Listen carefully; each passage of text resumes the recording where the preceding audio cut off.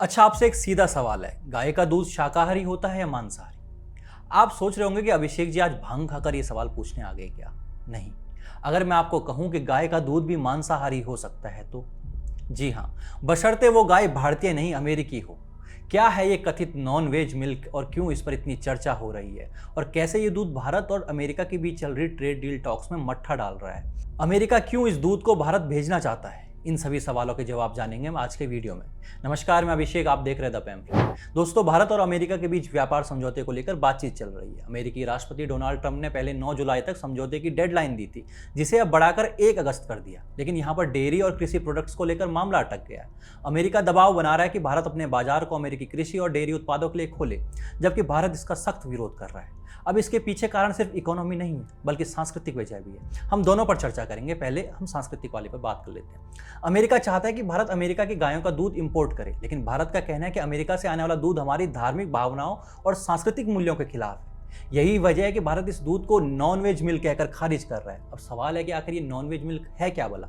असल में अमेरिका में गायों को अधिक दूध देने और जल्दी मोटा करने के लिए ऐसा चारा दिया जाता है जिसमें मांस, हड्डियां, खून और यहाँ तक कि कुत्ते, बिल्ली जैसे जानवरों के अवशेष भी शामिल होते हैं। इसे ब्लड मील कहा जाता है। ये मांस उद्योग का बाई प्रोडक्ट होता है। जानवरों को मारने के बाद उनके खून को सुखाकर जो पाउडर बनता है वही इस चारे का आधार है। सिएटल टाइम्स की रिपोर्ट के अनुसार अमेरिका में गायों को सुअर, मछली, चिकन, घोड़े और दूसरे जानवरों के मांस व खून से बने मिश्रण खिलाए जाते हैं और इन्हीं गायों का दूध, मक्खन और चीज अमेरिका भारत को बेचना चाहता है। अब जैसा कि हम सभी जानते हैं कि भारत में एक बड़ी आबादी शाकाहारी है। शाकाहारी होने के अलावा उससे अधिक बड़ा मुद्दा तो ये है कि हिंदू धर्म में गाय को पूजनीय माना जाता है और उसका दूध धार्मिक अनुष्ठानों में सीधे उपयोग होता है। ऐसे में हमारे लिए सिर्फ एक आहार नहीं है, आस्था का सवाल है।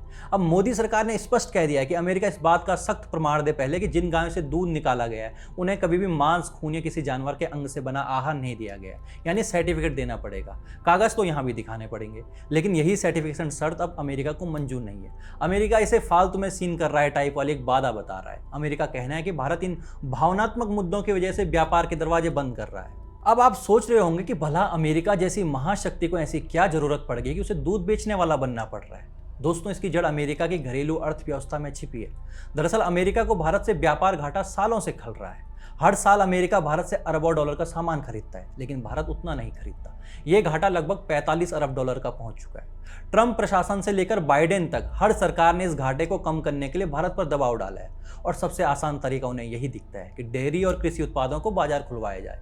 अब दोस्तों, इसका कारण है कि एक तो अमेरिका के भीतर बड़ी बड़ी डेयरी कंपनियों का दबाव भी है। इन कंपनियों का दूध अब वहां की घरेलू जरूरतों से भी ज्यादा हो रहा है और इसे खपाना है तो भारत जैसे विशाल और तेजी से बढ़ते बाजार की ओर देखा जा रहा है। दूसरा, अमेरिकी डेयरी फार्म्स में मशीनीकरण है, यानी मशीन ज्यादा है, लागत कम है, इसलिए उनके उत्पाद सस्ते होते हैं। लेकिन अब यहाँ पर दूसरा अहम सवाल यह है कि क्या भारत सिर्फ नॉनवेज मिल्क वाली वजह से अपना बाजार नहीं खोल रहा है या कुछ और कारण भी है? नहीं, आस्था और संस्कृति के अलावा इकोनॉमी भी तो इंपॉर्टेंट फैक्टर है। भाई, अगर आपके अपने घर में खूब सारा दूध है तो आप पड़ोसी के यहाँ क्यों मांगने जाएंगे? भारत दुनिया का सबसे बड़ा दुग्ध उत्पादक देश है। 2023-24 में भारत ने लगभग 24 करोड़ टन दूध का प्रोडक्शन किया और 63,738 टन डेयरी प्रोडक्ट्स का 27 करोड़ डॉलर में एक्सपोर्ट किया, खासकर यूएई, अमेरिका, भूटान और सिंगापुर जैसे देशों को। अभी क्या स्थिति है कि कोई कंपनी अगर चाह रही है कि उसे ऑस्ट्रेलिया और न्यूजीलैंड के डेयरी प्रोडक्ट्स पसंद आ रहे हैं और वो सस्ते भी हैं और कंपनी उन्हें मंगाना चाहती है तो वो यहाँ आते आते महंगे हो जाएंगे, क्योंकि डेयरी प्रोडक्ट्स के इंपोर्ट पर भारत में अच्छा खासा टैरिफ है। जैसे भारत में चीज़ पर 30%, मक्खन पर 40% और मिल्क पाउडर पर 60% टैरिफ लगाया जाता है। यही वजह है कि न्यूजीलैंड और ऑस्ट्रेलिया जैसे देशों से ये प्रोडक्ट इंपोर्ट करना फायदेमंद नहीं है। लेकिन अगर अब भारत अमेरिकी डेयरी के लिए बाजार खोले तो स्थिति पूरी तरह से बदल जाएगी। BBC state bank of India की रिपोर्ट के हवाले से कहता है कि यदि अमेरिका को यह अनुमति दी गई तो हमारे यहाँ दूध की कीमतें 15% तक गिरेंगी और इससे देश के किसानों को हर साल 1.03 लाख करोड़ रुपए का घाटा हो सकता है, यानी हमारा किसान तो बर्बाद हो जाएगा। भारत जैसा दुग्ध उत्पादक देश फिर केवल दूध उपभोक्ता बनकर रह जाएगा। इसका सीधा असर भारत की ग्रामीण अर्थव्यवस्था पर पड़ेगा, क्योंकि देश के करोड़ों छोटे किसान और ग्रामीण परिवार इस क्षेत्र पर निर्भर है। अब दोस्तों, फिलहाल अमेरिका इस नॉनवेज मिल को भारत में घुसाना चाहता है, लेकिन भारत भी इस मुद्दे पर न झुका है न झुकना चाहता है। आगे देखते हैं कि ट्रंप के ट्रेड वाला ये ऊंट किस करवट बैठता है। तब तक आप बने रहिए हमारे साथ, देखते रहिए द पैम्फलेट। धन्यवाद।